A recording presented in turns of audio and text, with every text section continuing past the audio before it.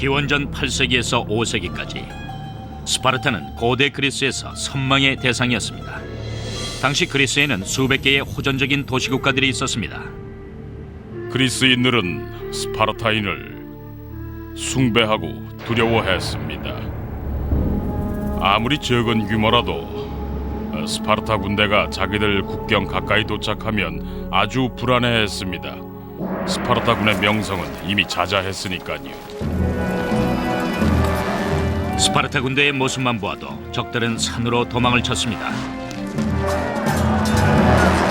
전쟁을 할 때도 적은 수의 병사들로 단 며칠 만에 끝내버렸습니다. 그러나 기원전 5세기 초 동쪽에서 대규모 침략이 있을 땐 상황이 달랐습니다. 영토 확장에 굶주려 있던 대제국 페르시아가 20만 대군을 이끌고 그리스로 들어왔습니다. 그러나 스파르타가 이끄는 그리스 연합군은 분연히 일어나 맞서 싸웠습니다. 기원 300년에도 스파르타 병사들은 테르모필라이에서 전세를 역전시켰고 전 국민을 고취시키면서 불의의 명승부를 기록했습니다. 그리고 1년 뒤 프라타야의 들판에서 스파르타 군대는 역사상 가장 피비린내 나는 전투를 벌여 페르시아군을 섬멸시켰습니다. 파우사니아스 장군과 전설적인 스파르타 전사들은 영웅으로 칭송받았습니다.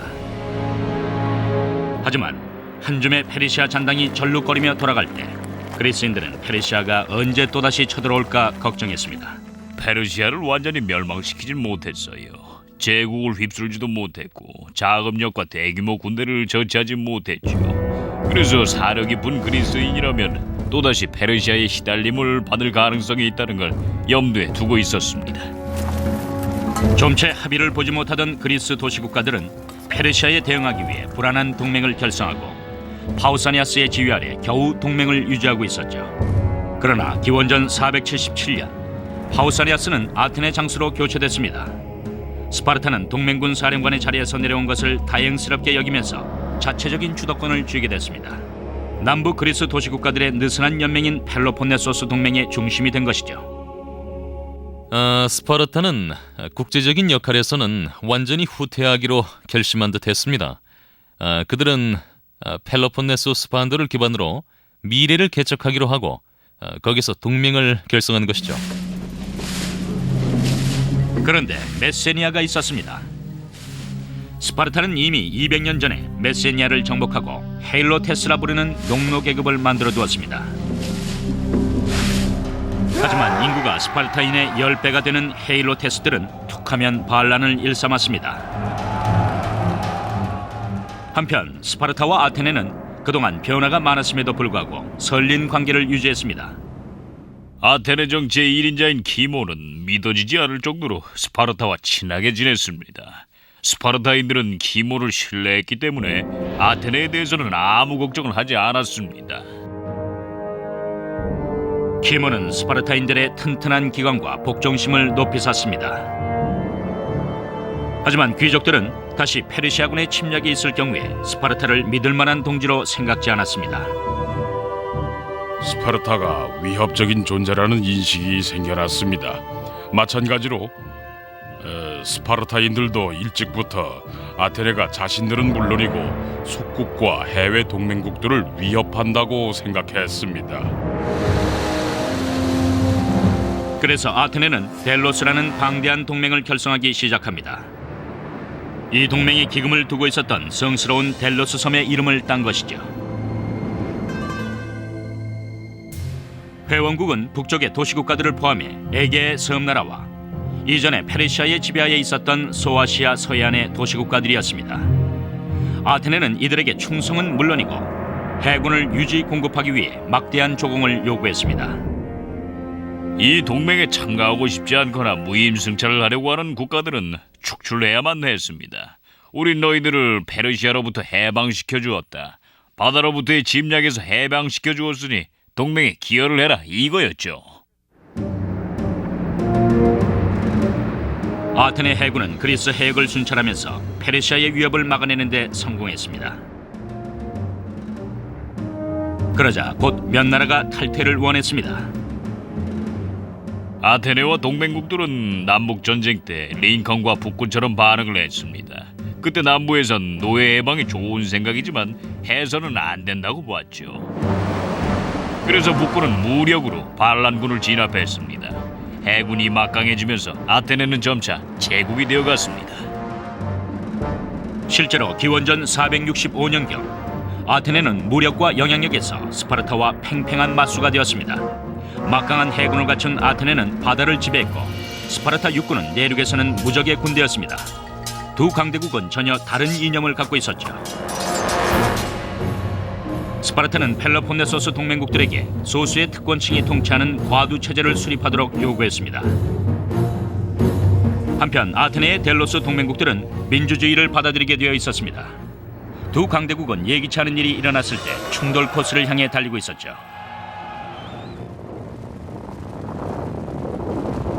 이때 스파르타 영토에서 지진이 일어납니다. 이 지진으로 수많은 스파르타인들이 사망을 하죠. 메세니아의 헤일로테스들은 이 자연재해를 틈타서 반란을 일으킵니다. 지진으로 1000명 이상이 사망하는 바람에 스파르타엔 반란을 진압할 장갑 보병이 9,000명밖에 남아있지 않았습니다. 스파르타는 친구였던 아테네의 키몬에게 도움을 청합니다. 모험을 무릅쓰고 키몬은 주저하는 아테네 의회에다 스파르타에 군대를 보내자고 설득합니다. 아테네에서는 대규모 육군을 보내 농노의 반란을 진압할 수 있도록 도우려 했죠. 아테네군이 나타나자 스파르타인들은 마음이 바뀌었으니 돌아가라고 말합니다. 스파르타인들은 아테네 군대에게 모욕을 줍니다. 짐도 풀지 말고 돌아가라고 한 것이죠. 거기엔 이유가 있습니다. 아테네 군을 보고 겁에 질린 데다가 체면이 깎이게 됐기 때문이었죠. 민주적인 아테네 군대는 자유롭고 개방적으로 걸어 들어와서는 이렇게 묻습니다. 아니, 아직도 농노를 쓰고 있나? 같은 동포를 노예로 삼아서는 안 되지 하고 말이죠. 바로 이 순간 양측은 더 이상 친구로 지낼 수가 없게 됩니다. 스파르타인들의 모욕적인 행위는 아테네 의회를 분노케 했고 아테네 귀족들은 힘을 못 쓰게 됩니다. 키몬은 희생양이 되어 10년간 아테네에서 추방됐습니다. 한편 스파르타에서는 메세니아인들의 반란이 2년 더 계속되다가 기원전 462년에야 마침내 진압됐습니다.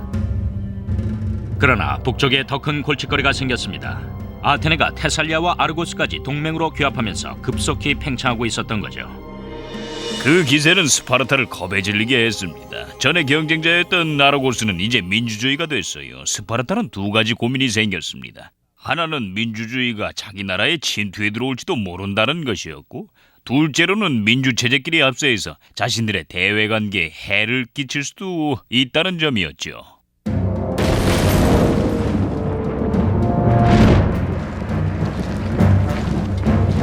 기원전 459년 아테네와 스파르타의 갈등은 마침내 폭발합니다. 그러나 소위 1차 펠로폰네소스 전쟁은 양쪽 동맹군 사이의 몇 차례의 공격과 반격으로 끝이 납니다. 때로는 이 전쟁을 열전이라고도 하고 실제로 전투가 있기도 했습니다. 하지만 때론 냉전으로 불리기도 했죠. 양측이 사소한 접전만 했으니까요. 전면전은 아니었습니다. 그동안 아테네의 지도자가 키몬에서 부유한 페리클레스로 바뀝니다. 페리클레스는 타고난 정치가로서 거의 30년간 아테네를 지배하게 됩니다. 그가 초반에 노린 것은 델로스 동맹의 기금 인수였습니다. 그 기금은 동맹군들 손에 들어가 있었습니다. 기원전 5세기 중엽 아테네는 이 기금을 델로스에서 아테네로 옮겼습니다. 아테네가 다시 지배를 하게 된 데는 그것이 중대한 고비였다고 할 수 있죠. 갑자기 나라가 부유해지자 페리클레스는 이제까지 전례가 없을 만큼 큰 비용을 들여 대규모 건축 사업을 시작합니다. 이렇게 해서 아테네 문화의 황금 시대가 꽃피기 시작합니다.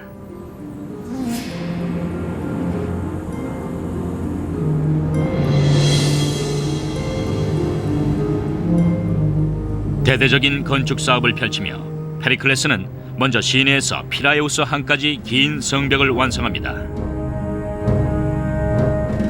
적의 공격에 대비하기 위해서였죠. 아테네는 곧 성체로 둘러싸인 섬이 되어 크리미아와 이집트로부터 식량과 생필품을 수입하게 됩니다. 그 보급로를 위협하는 스파르타군을 언제라도 물리칠 태세가 되어 있었습니다. 그곳은 군사 중심지이기도 했지만 무엇보다 상업의 중심지였습니다. 아테네가 피라에우스 항을 지배하는 한 식량 운반선을 도중에 탈취해 당하는 것만은 막을 수가 있었지요. 페리클레스는 또한 30년 전 페르시아 침략군에 의해 파괴된 아크로폴리스 위에다 대규모 신전을 건설하라는 명령을 내립니다. 기원전 5세기 아테네 낙관주의는 대부분 페르시아에 대한 승리에서 나옵니다. 그리스 문화의 고전기가 싹트면서 영웅적인 조각가들과 극작가 아에스킬로스와 소포클레스, 에우리피데스, 그리고 희극작가 아리스토파네스와 역사가 헤로도토스, 투키디데스의 시대가 열린 거죠. 위대한 철학자인 소크라테스와 플라톤도 역시 이 시대의 산물입니다.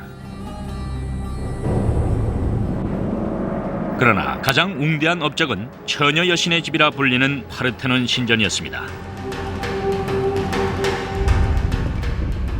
이 장엄한 대리석 구조물 안에는 상아와 황금으로 이루어진 거대한 아테나 여신상이 있습니다. 이것은 아테네의 군사력을 옹호하는 수호 여신으로 여겨졌습니다.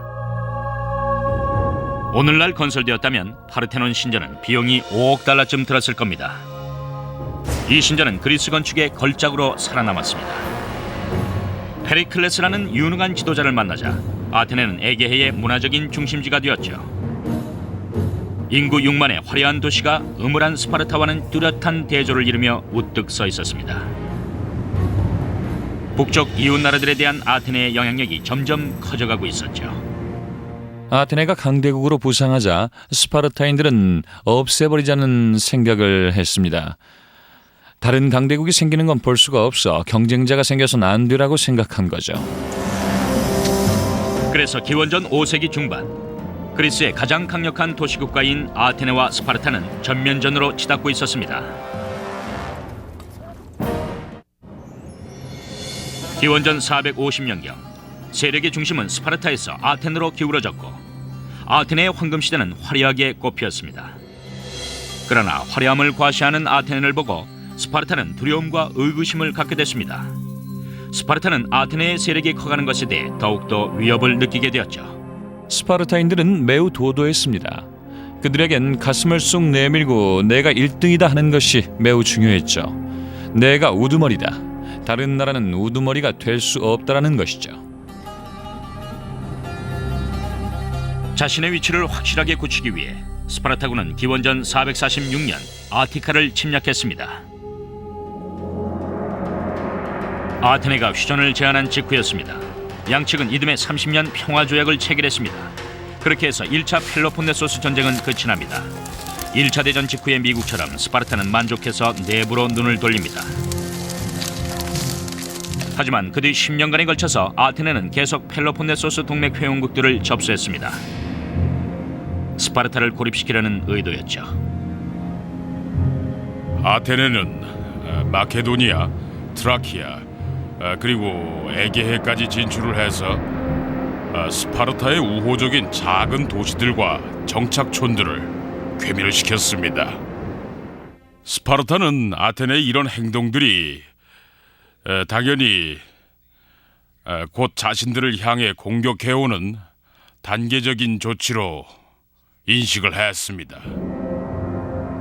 스파르타의 가장 중요한 동맹 중 하나였던 코린토스는 아테네가 에게해 전 지역에서 제국으로서의 주도권을 잡기 위해 펠로폰네소스 동맹을 와해시키려 한다고 확신했습니다.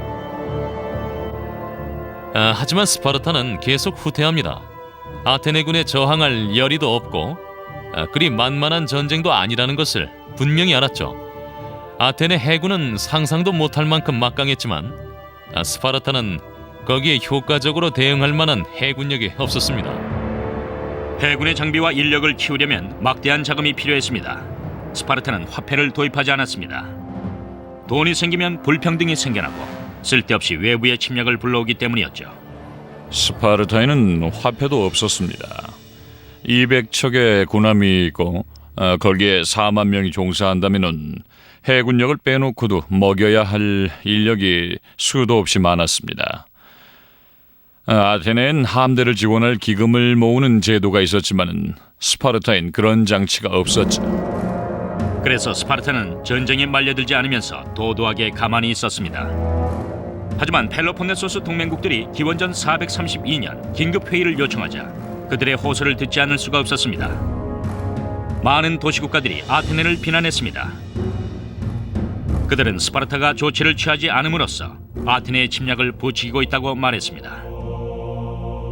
그러므로 이 사태는 평화적인 협상이 아닌 전쟁을 통해서만 해결될 수 있다는 정서와 함께 불만과 불신이 싹트기 시작했습니다. 스파르타가 아테네와의 30년 평화협정을 끝내기로 밝힌 것은 아테네에 예속된 여러 나라의 자치권을 회복시키기 위한 것이었습니다. 스파르타의 전략은 단순했습니다. 아티카로 진군해서 아테네와 지상전을 한다는 것이죠. 스파르타는 펠로폰네소스 동맹 역사상 단일 군대로는 가장 큰 규모인 5만에서 6만 명의 군사를 동원했습니다. 그리고 기원전 431년 늦은 봄 지역을 건너 북쪽 메가리안 평원을 통해 아티카 평원으로 들어갑니다. 적들이 그렇게도 두려워하던 스파르타의 육군이었습니다. 그래서 아테네의 페리클레스는 백병전을 피하고 양면 작전을 펴기로 했습니다. 바다에선 공격을, 육지에선 방어를 하는 시기였습니다.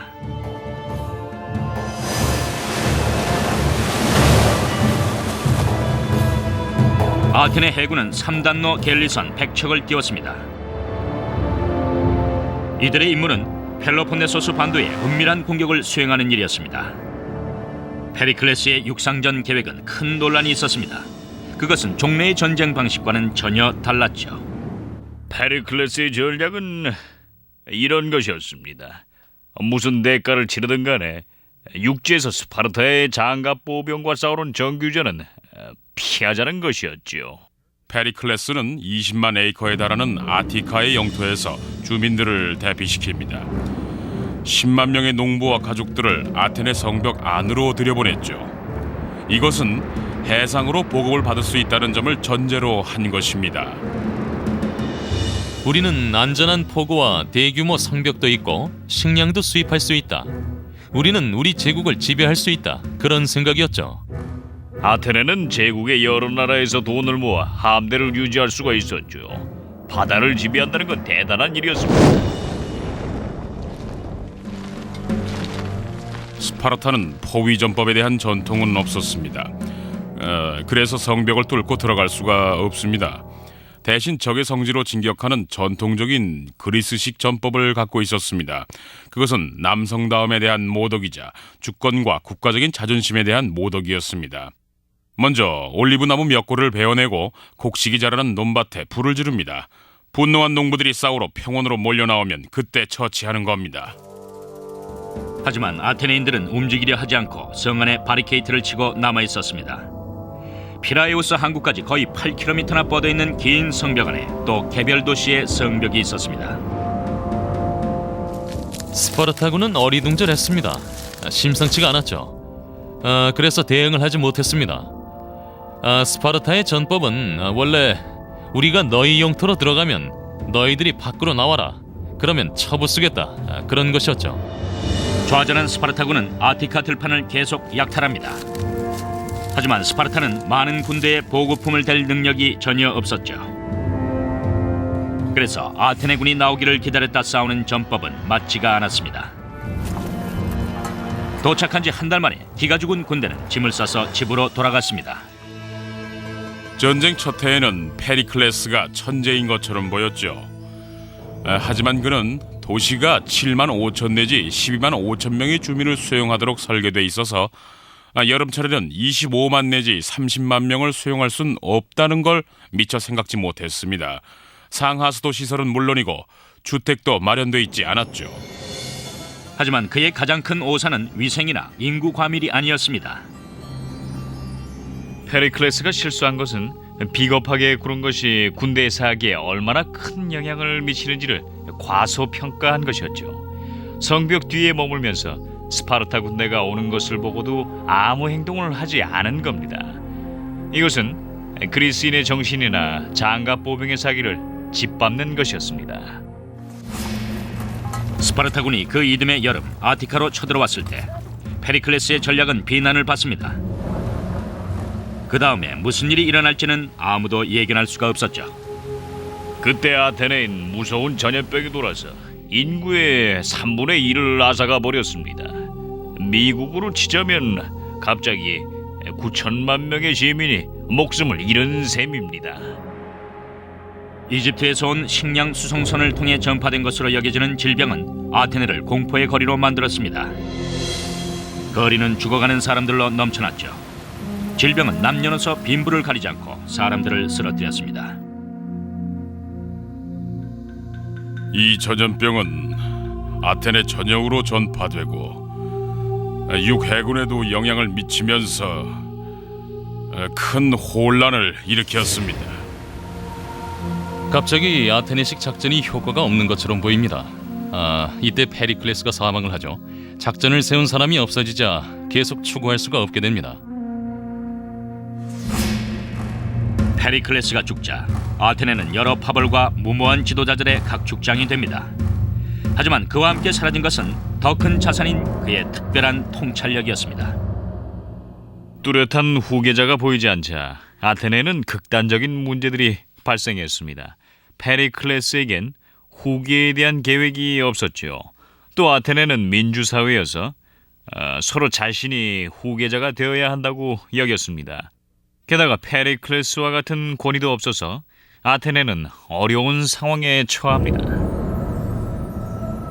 엄청난 인명을 앗아간 데다 질병은 또한 아테네 사람들에게 커다란 심리적인 상처를 안겨주었습니다. 신들에 대한 믿음이 흔들렸고 자긍심이 산산이 부서졌죠. 질병의 후유증으로 아테네는 평화를 제안합니다. 하지만 스파르타는 자신들의 승리를 예상하고 평화 제안을 거부하죠. 스파르타군이 보기에 아테네군은 비겁자로 보였습니다. 나와서 싸우려고 하지 않으니까요. 스파르타군은 이렇게 말했을 겁니다. 싸울 배짱도 없는 자들과 평화조약을 맺는 것은 의미 없는 일이다. 아테네는 잠시 좌절했지만 좀채 나락에 빠지는 민족이 아니었습니다. 재빨리 기운을 회복할 수가 있었죠. 그래서 아테네는 250척의 3단로 갤리선을 결집시켜 최대 규모의 해상 작전을 감행합니다. 레스보스 섬에서 반란이 일어나자 아테네군은 이 병력을 이용해 미틸레니아 항구를 봉쇄합니다. 이듬해엔 아테네의 니키아스가 미노아에서 승리를 이끌어냅니다. 스파르타군은 프라타이아 평원에서 승리하며 아테네에 맞섭니다. 펠로폰네소스 전쟁은 계속됩니다. 도시에서 항구로 또 섬으로 전쟁은 에게해 전역으로 번져갑니다. 공격과 반격, 봉기와 강제적인 항복이 잇따랐죠. 전쟁 초기 몇 년 동안은 아테네도 스파르타도 서로 팽팽히 맞서는 상황이었죠. 어느 쪽도 승리할 방법이 없어 보였습니다. 단호한 결심에도 불구하고 아테네인들은 전쟁의 끔찍한 결과에 몸서리쳤습니다. 인구는 눈에 띄게 줄어들었고 농토는 황폐화되고 자원은 고갈됐습니다.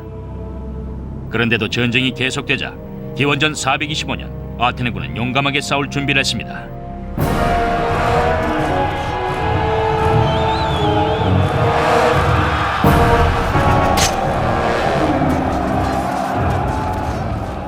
그해 여름 그리스 서해안에 있는 필로스에서 아테네군은 사상 최초로 120명의 스파르타 군대를 강제로 항복시켰습니다.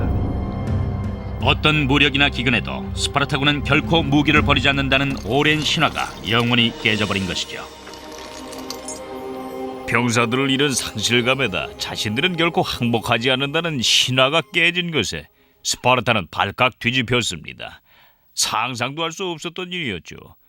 그래서 그 평판을 완전히 씻어내고 싶었습니다. 하지만 인질들이 죽음을 당하는 것은 원치 않았기 때문에 결국 평화협정을 맺을 수밖에 없었죠. 하지만 어떤 조건이었을까요? 피를 말리는 6년간의 전투를 벌이고도 양측 모두 유익한 결과를 끌어낼 수가 없었습니다. 스파르타는 아테네의 소나기에서 그리스를 해방시킬 수가 없었죠. 한편 아테네도 전쟁이 명분이었던 절대적인 안정을 얻는 데 실패했습니다.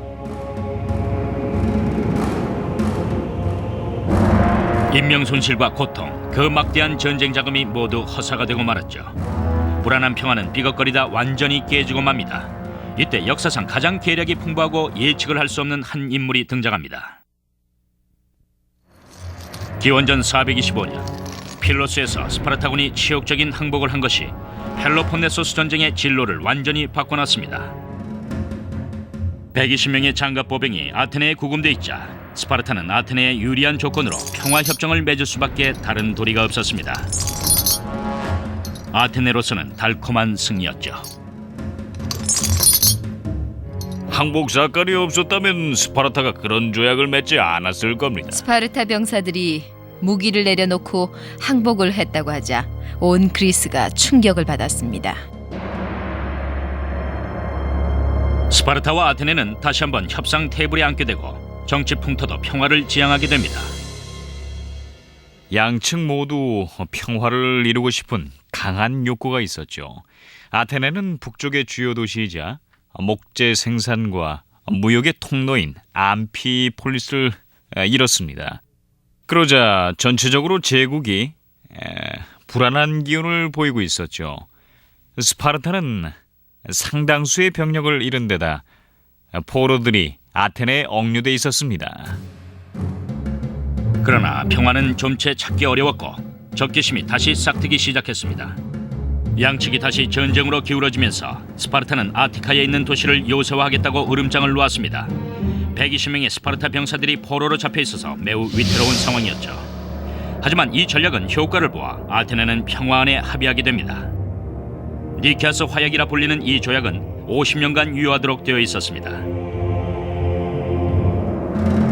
전투는 중단되고 치욕을 당했던 스파르타 포로도 풀려납니다.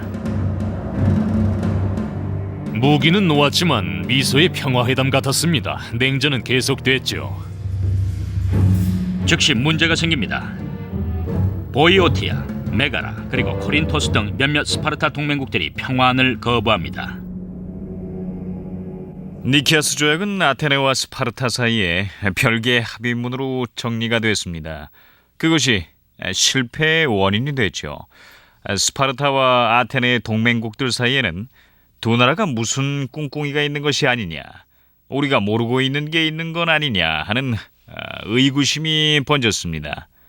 양쪽에서 모두 원성을 산 겁니다. 한편 아테네에서는 새로운 지도자가 나타납니다. 권위를 조롱하고 보수주의자들을 발끈하게 만드는 인물이었죠. 역사상 가장 변화무쌍한 인물로 평가받는 지도자 알키비아데스였습니다. 놀랍도록 야심찬 인물이었습니다. 존 케네디에다 패튼 장군을 합해 넣은 듯 하면서 알렉산더 대왕의 선조 같은 사람이었죠. 부유한 가문 출신으로서 위대한 전쟁 영웅에다 소크라테스의 제자였습니다. 그는 어려서 아버지를 여의고 위대한 가문인 페리클레스의 집에서 자라났습니다. 그 점이 매우 중요합니다. 프로이트가 아니더라도 후견인의 영향을 받았다는 걸 알 수가 있습니다. 그는 평생 페리클레스보다 더 위대한 사람이 되려고 노력했습니다. 그런 성격에다 또 매우 강인했습니다. 그는 남성은 물론 여성들의 사랑도 받았습니다. 당대의 가장 매력적이고 흥미진진한 인물로서 카멜레온이나 다름없었죠. 알키비아데스는 무엇에도 거리낌이 없었고 설득력도 뛰어났습니다.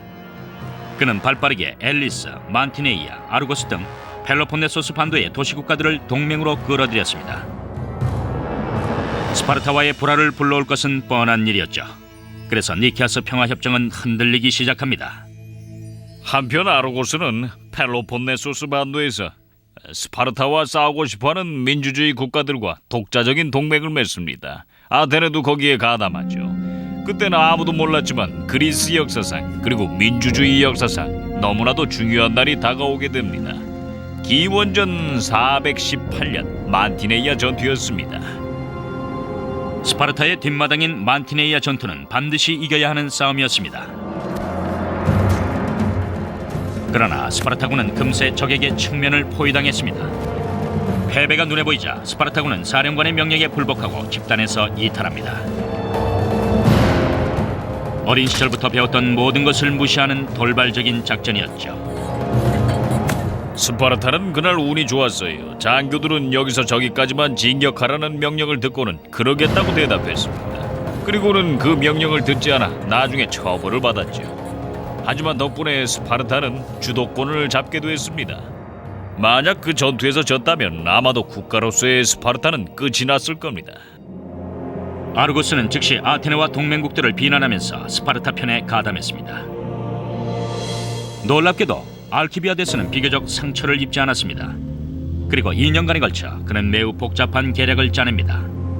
그 계획을 의회에 가져가 발표한 곳이 바로 단상이었습니다. 그의 계획은 정신 나간 짓이었죠. 아테네 시민을 총동원해 대대적인 함대를 만든다는 것이었습니다. 300척의 군함에 4만 명의 인력이 집결됐습니다. 이제 1280km나 떨어진 곳으로 항해를 나가서 스파르타의 동맹국을 공격할 참이었죠. 목표물은 시칠리아 섬에 자리 잡고 있는 시라쿠사였습니다. 비옥한 토양과 풍부한 광물 자원을 가진 나라였죠. 니케아스는 이 작전에 단호하게 반대했지만 국민들을 사로잡는 알키비아데스에게는 대적할 수가 없었습니다. 저는 알키비아데스를 빌 클린턴의 니키아스는 밥돌 상원 의원에 비유하고 싶습니다. 한 사람은 너무 신중하고 보수적이죠. 아테네에 있는 스파르타인인 셈이죠. 그런가 하면은 알키비아데스는 아테네인 중에서도 가장 아테네인답게 용감무쌍한 인물이었습니다. 자신이 국민들을 쥐고 흔드는 능력이 있다는 점을 즐기고 있었죠. 니케아스는 내치에 문제점이 많은데 시칠리아를 공격하는 것은 무모한 일이라고 주장했습니다. 하지만 의회가 알키비아데스 쪽을 지지하자 니케아스는 도박을 하게 됐습니다. 니키아스는 이렇게 말하죠. 시칠리아는 크고 강한 나라다. 침략하려면 막강한 병력이 필요하다. 그러면서 아테네 시민들이 그 비용에 지레 겁을 먹길 바랬죠. 그런데 영리한 알키비아데스는 국민들에게 우리가 왜 못해 하고 나섭니다. 니케아스는 곧 자기 작전이 실패했다는 것을 깨닫지만 때는 너무 늦어버립니다. 아테네는 알키비아데스의 화려한 수사에 넘어가 전쟁 욕구로 가득 차게 됩니다. 알키비아데스가 요구하는 대로 모든 것이 다 통과됩니다. 그래서 방대한 원정군을 편성하게 되죠. 결론은 만약에 이 전쟁에 지게 된다면 아테네는 끝장이라는 얘기입니다. 그러나 알키비아데스는 이것을 자신의 재기를 발휘할 기회로 보았습니다. 그의 머리엔 패배가 아닌 명예와 영광만이 보입니다. 하지만 시기하는 사람들은 그의 모든 행동에 의구심을 갖습니다. 대함대가 막 출발하기 직전에 괴성한 일이 벌어집니다. 헤르메스 신상들이 시내 여러 곳에서 갑자기 한꺼번에 손상이 된 거죠. 일종의 메카시즘이었습니다. 아테네에 메카시즘이 불어닥쳐서 수백 명이 검거되죠. 친구를 고발해서 무고한 희생양이 생깁니다. 이들이 했다, 저 친구가 했다 하고 말이죠. 알키비아데스의 반대파들은 그 사건이 그의 책임이라는 소문을 퍼뜨립니다. 그래서 알키비아데스는 신성모독으로 고발을 당합니다. 분노한 그는 지체 없이 재판을 요구합니다. 그때까지는 인기가 절정에 달해 있었죠. 하지만 고발자들은 재판을 연기시킬 음모를 꾸밉니다. 함대가 시칠리아로 떠난 뒤 알키비아데스가 없을 때 궐석 재판을 하려고 하죠. 그러자 재판 결과는 커다란 비극으로 나타나게 됩니다.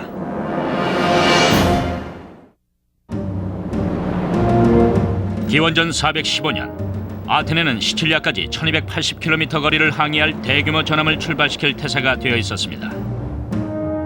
알키비아데스와 니키아스 두 사람을 사령관으로 역사상 가장 많은 비용을 쏟아부은 해군은 이제 풍요로운 땅을 정복하고 스파르타를 무릎 꿇게 하려는 열망으로 가득 차 있었습니다.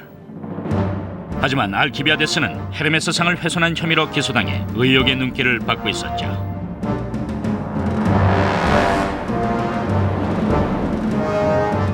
대함대는 출발을 하지만 얼마 뒤에 알키비아데스 조사위원회는 그에게 유죄 판결을 내립니다. 그를 아테네로 소환해서 처벌하기 위해 본국에서 특사가 파견되죠. 그러나 알키비아데스는 고국으로 돌아가서 자신의 목숨을 아테네 의회에다 맡길 생각이 없었습니다. 사형 선고를 내릴 것이 뻔하니까요. 스스로의 영광에 도취되어 있던 알키비아데스는 재판을 받기보다는 도망치는 길을 택합니다. 약삭 빠른 그는 위기 속에서도 자신만이 할 수 있는 수를 넣습니다. 그는 스파르타로 갑니다. 스파르타는 물론 알키비아데스를 받아들이죠. 자신들에게 유익한 정보를 많이 알고 있는 망명자니까요. 정말 일이 괴상하게 돌아가게 됩니다.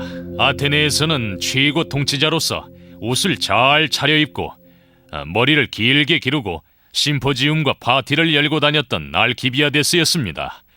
그런데 스파르타에 오자 그는 스파르타인보다도 더 스파르타인답게 굽니다. 소박한 옷으로 갈아입고 운동을 하고 체력을 단련하자 모두 다 그를 좋아했죠. 알키비아데스는 과묵한 스파르타인들에게 통찰력과 호방함을 가져다 주었습니다. 한편 시라쿠스에서는 애당초 원정을 원하지 않았던 니케아스가 원정군을 책임지게 됩니다. 싸우고 싶지도 않을 뿐만 아니라 매우 보수적이고 신중한 지도자이다. 미신도 믿는 니케아스는 신장결석을 앓고 있어서 건강이 나쁜 상태였지요. 활기 없는 지도자를 두었음에도 불구하고 막강한 아테네 해군은 시칠리아를 쉽게 압도해버렸습니다. 지상에서는 아테네 육군이 성벽을 쌓아 조직적으로 적의 보급로를 차단했습니다. 한때 신정과 포장도로로 쾌적한 도시였던 시라쿠사는 곧 폐허가 되고 맙니다. 군대는 무질서 속에 불복을 일삼았습니다. 함락 직전에 이른 시라쿠사는 스파르타에 특사를 보내 도와달라고 요청합니다. 알키비아데스는 주저하는 스파르타에다 당장 조치를 취해야 한다고 설득합니다. 아테네는 펠로폰네소스 반도를 포함해 서쪽 지방을 다 지배할 때까지 멈추지 않을 것이라고 주장을 하죠. 스파르타는 글리푸스라는 장수를 시라쿠사 진주로 보내 전쟁을 돕게 합니다. 신중함과 보수적인 거동으로 유명한 스파르타의 다른 장수들과는 달리 클리푸스는 비범한 용맹성을 드러냈습니다. 클리푸스는 네 척의 배와 소규모의 수병들만을 데리고 항해에 나섭니다. 하지만 전력이 턱없이 부족한 시칠리아에겐 매우 반가운 일이었죠. 시라쿠사는 이제 전투를 아는 진정한 군사 전문가를 갖게 됐습니다. 또한 정말 믿을 수 있는 사람을 만나게 된 것이죠. 클리푸스는 시라쿠사에 도착하자마자 아테네군의 보급로를 차단하기 위해 성벽을 쌓았습니다. 그리고는 12개월에 걸쳐서 스파르타군의 기강과 질서를 심기 위해 육군과 해군을 재편성했습니다. 그는 시칠리아 군대의 틀을 잡아서 조금씩 우수한 군대를 만들어갔습니다. 모든 것을 제도화하고 혼란을 바로잡았죠. 시칠리아인과 스파르타인은 모두 도리아족이어서 인종적으로 관련이 있었어요. 그래서 사회 구조에 공통점이 있었죠. 글리푸스는 이를 이용해서 1년 만에 인류 군대로 탈바꿈시켰습니다. 이들은 시라쿠사 항구에서 해전을 치러서 아테네군을 무찌르게 됩니다. 항구엔 전함이 성벽처럼 포진해 있었죠.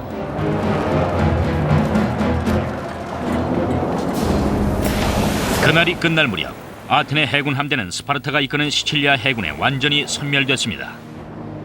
사상자도 엄청나서 바다는 전사자와 죽어가는 자들의 시신으로 넘쳐나고 있었죠.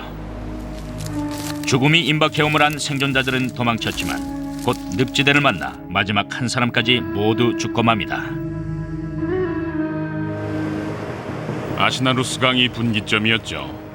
아테네군은 진흙탕과 핏물이 흐르는 물을 서로 마시려고 싸우다가 죽게 됩니다. 아테네군은 시라쿠사의 기병대와 지상군인 보병에 의해서 산산이 부서지고 맙니다. 이것은 아테네 군으로서는 한 번도 겪어보지도 못했고 상상도 못했던 참패였습니다. 치욕적인 참패를 당한 뒤 니케아스는 항복했습니다. 그는 결국 처형을 당하게 되었죠. 2년에 걸친 시칠리아 공격은 냉혹한 재앙으로 끝이 납니다. 이 사건은 좀 색다른 것이었죠. 이것은 그리스 영토 내에서 스파르타에게 패배한 것과는 전혀 다른 사건이었습니다.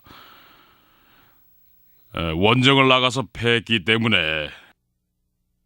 그리스뿐만 아니라 해외에 영향력이 있는 식민지 등 전체 그리스 문화권의 패배가 다 알려진 겁니다.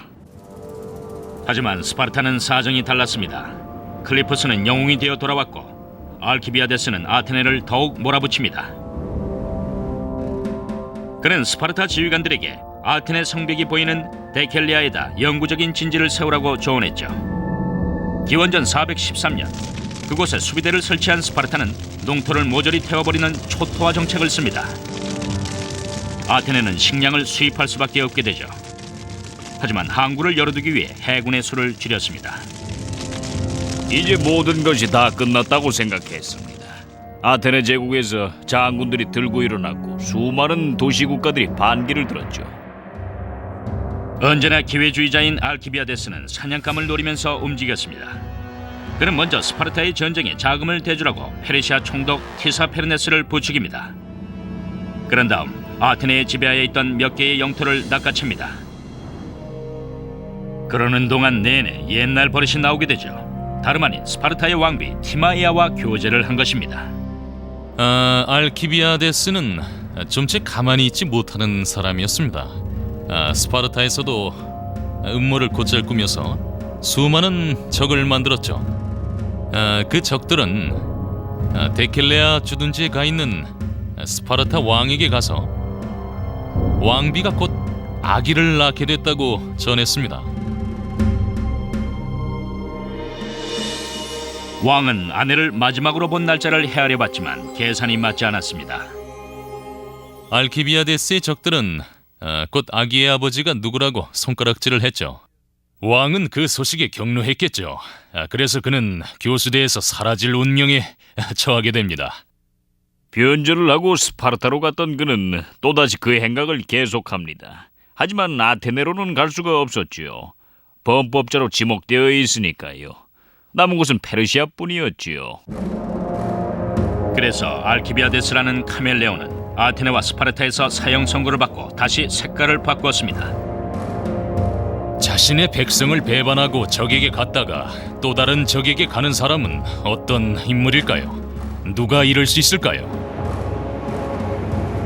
알키비아데스도 스파르타의 운명도 아직 끝나지 않은 듯했습니다. 그에겐 또 하나의 대담한 계략이 있었죠. 하지만 성공할 수 있을까요?